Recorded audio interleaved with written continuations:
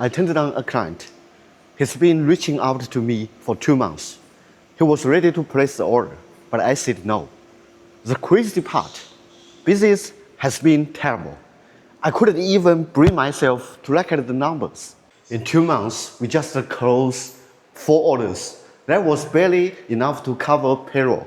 Rent was due, supplier wanted to be paid, and we were nowhere near our annual target. Every morning, I'd open the sales dashboard, look at the numbers, then close it. Not because I didn't want to look, because I couldn't. Every time my phone rang, I hoped it was a customer ready to place an order, any order. When you're short on cash, your judgment changes. Things that seems obvious suddenly don't. You start making excuses. I learned that the hard way. Then he showed up. Then an inquiry came in. He asked for a quarter for our age protecting system. My first question is always the same. Which country? He said, Greece. No problem. Greece is an open market. But then I look at his number. It wasn't the Greek. It was from the Middle East.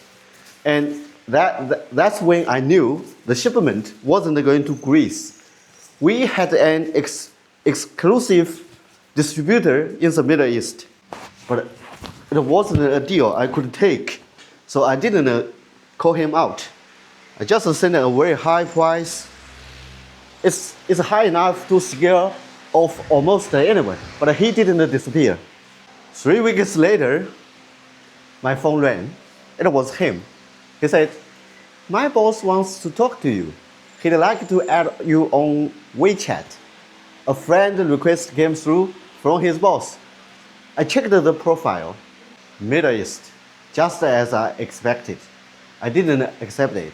There was no point. 2 days later, he called again. My boss is in a hurry. Please accept the request. So I did. Here's the thing.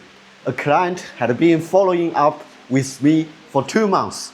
Most people would have been excited. I should have been. But deep down, I already knew why they are pushing me so hard. And I accept anyway.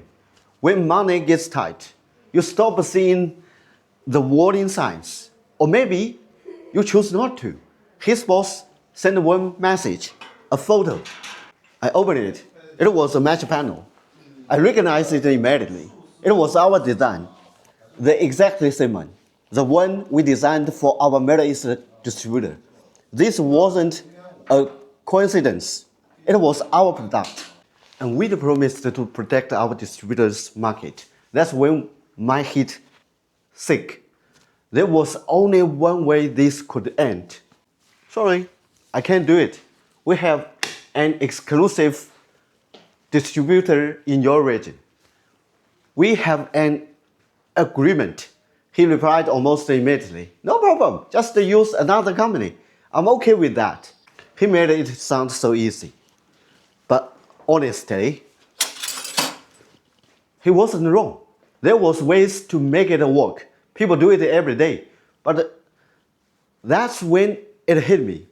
Someone who's willing to go around your distributor today will go around to you tomorrow.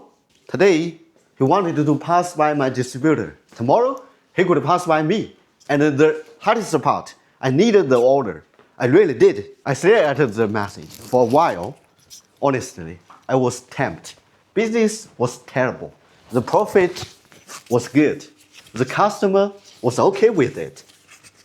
One order, and the next month's payroll was covered. It sounded so easy, but I had made a promise. My distributor had invested in that market. He'd built it from the ground up. He trusted me. So I replied, I can't do it.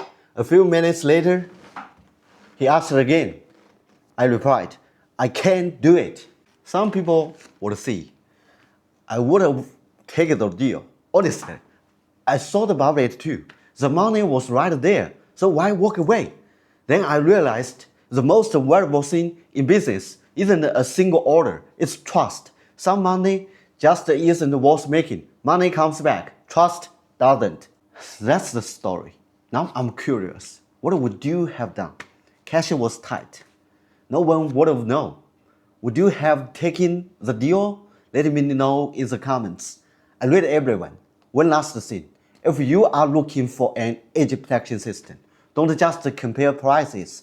Make sure it's actually tested to EN 13374. Whether you buy from me, that's up to you.